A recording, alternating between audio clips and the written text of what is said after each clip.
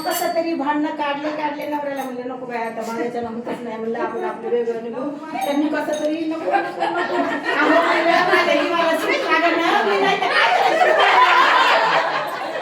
म्हणून त्यांना म्हणलं काही म्हणा मी काय जाऊ शकत नाही. आणि मला असं देवाचं नाद म्हणलं आता हे असं चार काहीच होईना माझं देव नाही धर्म नाही काही एवढं घरात राहू म्हणलं नकोच आता म्हणलं आपण आपलं वेगळंच कसं तरी बाई आपल्या घरला सगळं आणि कारभारी वेगळं निघायचं कारभारी वेगळा निघायचं आणि दोघांना किती बोलायचं आणि दोघांना किती बोलायचं आणि कारभारी वेगळं निघायचं आणि दोघांना किती बोलायचं आणि दोघांना किती बोलायचं. आता त्या बापानं शेत बी पाहून दिले काय कशाची कमीच नाहीच आणि मग म्हणलं आणि माझ्या शेतात पेरल्या साळी माझ्या शेतात पेरल्या साळी आणि साळी विकून आणल्या माळी साळी विकून आणल्या माळी आणि कारभारी वेगळं निघायचं आणि दोघांना किती लागायचं आणि दोघांना किती लागायचं. हो आणि माझ्या शेतात पेरला मका म्हणू लागा माझ्या शेतात पेरलाय मका आणि मला देवाचं नादी म्हणलं नाही का त्याच्यामुळे म्हणलं हे सगळं आपलं हे करून घ्या काही नवरा लक्ष देत नव्हता काय सांगा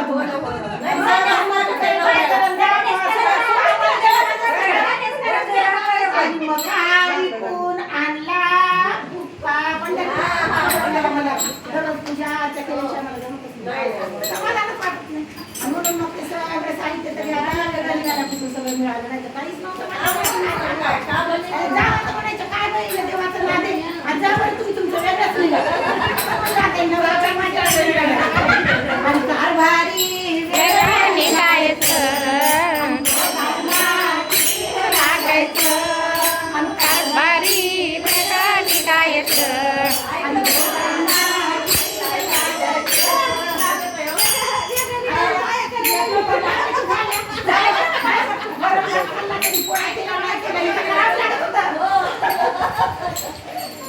जायचं नाही म्हणते काय करायचं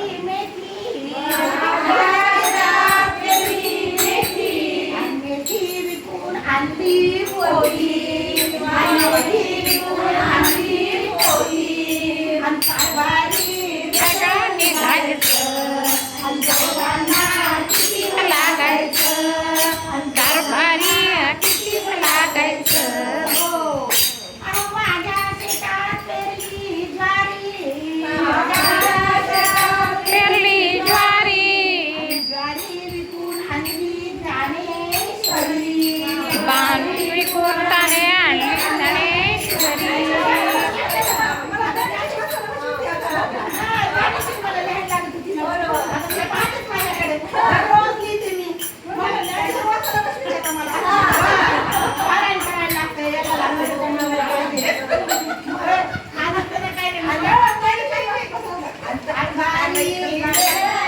आणि दोघांना किती लागायचं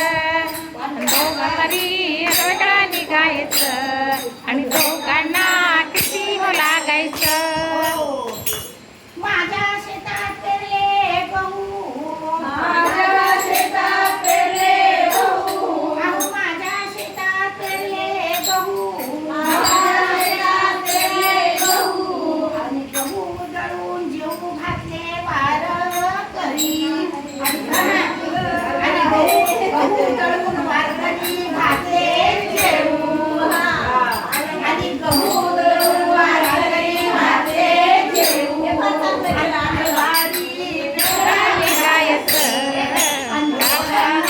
किती लागायचं कारभारी मला वाटतंय जेवू घालण्याची म्हणून मी म्हणलं काही त्या खटल्यामध्ये काहीच होईना म्हणूनच म्हणलं वेगळंच निघा माझ्या मनाची हौस पूर्ण झाली आता म्हणलं कारभारी वेगळा निघायचं किती